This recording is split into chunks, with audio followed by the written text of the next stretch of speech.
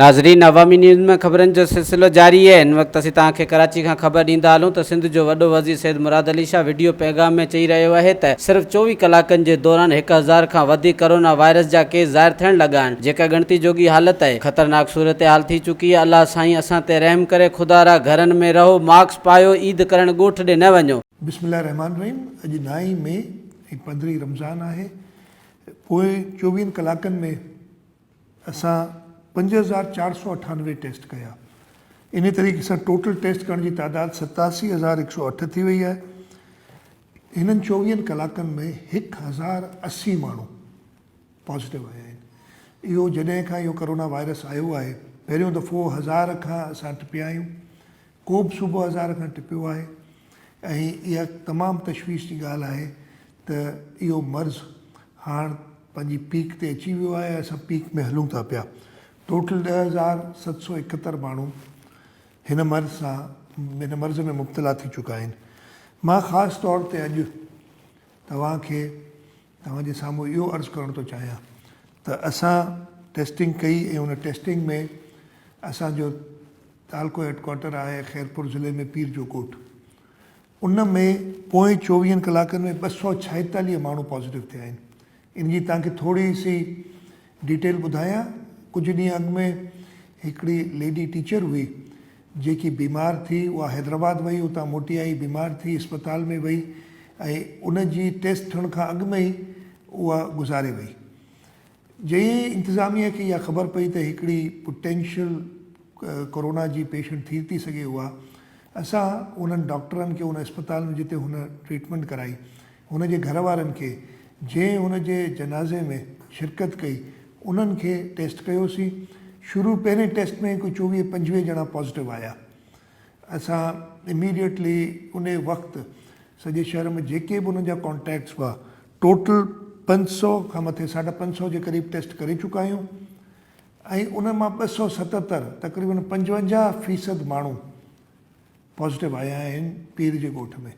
वधीक उते टेस्ट कयूं था पिया। जेके पॉज़िटिव आया आहिनि उन्हनि खे आइसोलेट कयो अथऊं, उन्हनि खे अलॻि कयो अथऊं ऐं उन्हनि खे इहा ई दरख़्वास्त आहे, बल्कि पीर जे ॻोठ जे माण्हुनि जे उन्हनि जे रिहाइशुनि सां मुंहिंजी इहा ई दरख़्वास्त आहे त पंहिंजो ख़्यालु कनि, ॿाहिरि न निकिरनि। इंतिज़ामिया खे मूं चयो आहे त लॉकडाउन जेको आहे उहो थोरो वधीक सख़्तु कनि।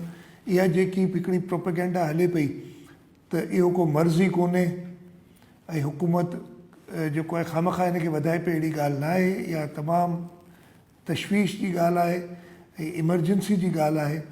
असांखे इन ते ध्यानु ॾियणु खपे, ख़ासि तौर ते दही इलाइक़नि में, छाकाणि जो असांजो रहण सहण जो तरीक़ो अहिड़ो आहे जो असां तमामु हिक ॿिए जे वेझो रहंदा आहियूं। पर असांखे एहतियात करिणो पवंदो। बिला वजह के ज़रूरत जे बिना घरनि खां न निकिरो, घरनि में रहो। अगरि का ख़ासि ज़रूरत हुजे, तमामु इमरजेंसी जी का सिचुएशन हुजे त घरनि में निकिरो। उहे SOP, उहे तरीक़ेकार फॉलो कयो। तरीक़ेकार छा आहिनि त हिक ॿिए खां घटि में घटि 6 खां 8 फुट जो फ़ासिलो रखो, मास्क पायो हर वक़्तु जॾहिं ॿाहिरि निकिरो। जॾहिं तव्हां मोटी अचो, सभिनी खां पहिरीं पंहिंजी हथ धोई चङी तरह कपिड़ा मटायो। तव्हांजा जेके बुज़ुर्ग आहिनि, जेके नंढा ॿार आहिनि, उन्हनि खे त बिल्कुलु घरनि मां न कढो ऐं उन्हनि खे घरनि मां न कढो जेके ॿी का बीमारी आहे, शुगर जी, दिलि जी बीमारी आहे, ब्लड प्रेशर जी बीमारी आहे, उहे बिल्कुलु घरनि खां ॿाहिरि न निकिरनि, बल्कि घरनि में ॿियनि खां परे रहनि। जेके ॿाहिरि निकिरनि था ख़ासि तौर ते उन्हनि खां परे रहनि।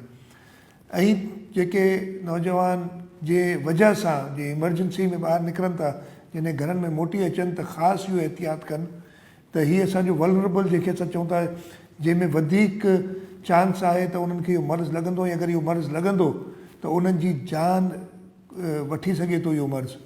उन्हनि जे लाइ ज़रूरी आहे त उन्हनि जो एहतियात कनि, उन्हनि जे वेझो न वञनि, मास्क हर वक़्तु पाइनि, घरनि में रहो। त जेसि ताईं ज़रूरी न हुजे घरनि खां न निकिरो। असां जेको पीर जे ॻोठ में वधीक VTMs ऐं स्वॉब मोकिलिया आहिनि त जीअं वधीक टेस्ट थी सघनि ऐं माण्हुनि खे अलॻि करे सघिजे। अहिड़ी सूरत हाल ख़ुदा न ख़ास्ता अला न करे ॿियनि नंढनि शहरनि ऐं ॻोठनि में थी सघे थी। इन करे ज़रूरी आहे त तव्हां घरनि खां न निकिरो। हिकिड़ी ॿी बि वरी बि इहा ॻाल्हि मां कंदुसि, जीअं ईद वेझी ईंदी, हिन ईद ते मुंहिंजी इहा दरख़्वास्त हूंदी त पंहिंजे ॻोठनि में जेके शहरनि में माण्हू कमु कनि था रोज़गार जे सिलसिले में या ॿिए के वजह सां आहिनि, उहे पंहिंजे ॻोठनि में हिन ईद ते न वञनि। आहे तमामु हिकिड़ी मुश्किल दरख़्वास्त, हिकिड़ी मुश्किल ॻाल्हि जेकी मां तव्हांखे रखां थो तव्हांजे साम्हूं, पर इहा इन करे ज़रूरी आहे त असांखे ख़बर नथी पए त कंहिंखे इहो मर्ज़ु आहे जेसिताईं हुनजो टेस्ट नथो थिए। ऐं अहिड़ो तमामु घणा केसिस आहिनि जंहिंमें माण्हू खे मर्ज़ु त आहे पर का बि अलामत कान्हे, न हुनखे खंघि आहे, न ज़ुकाम आहे, न बुख़ारु आहे, पर उनखे इहो वायरस आहे जॾहिं टेस्ट कजे थो।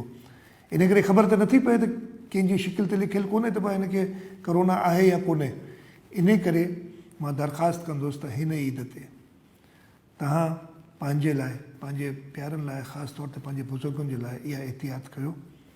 जिते आयो उते ई रहो, इहो ॾुखियो सुखियो वक़्तु गुज़री वेंदो ऐं बहितर तरीक़े सां गुज़रंदो अगरि पाण चङी तरह सां एहतियात कंदासीं। मूंखे पूरी उमेदु आहे त मुंहिंजी सिंध जी अवाम, मुंहिंजा भाइर, मुंहिंजी भेनरूं इन हिदायत ते अमल कंदियूं, पाण खे बचाईंदियूं, पंहिंजे प्यारनि खे बचाईंदियूं ऐं हिन सूबाए सिंध, पाकिस्तान, आलम इस्लाम ऐं दुनिया भर इंसानियत जी बचाव में पंहिंजो किरदारु अदा कंदा। तव्हां सभिनी जी महिरबानी। पाकिस्तान जिंदाबाद। वधीक ख़बरनि ऐं तफ़सील जे लाइ विज़िट कयो असांजी वेबसाइट awamiNewsHD.com ऐं ॾिसंदा रहो अवामी न्यूज़ HD।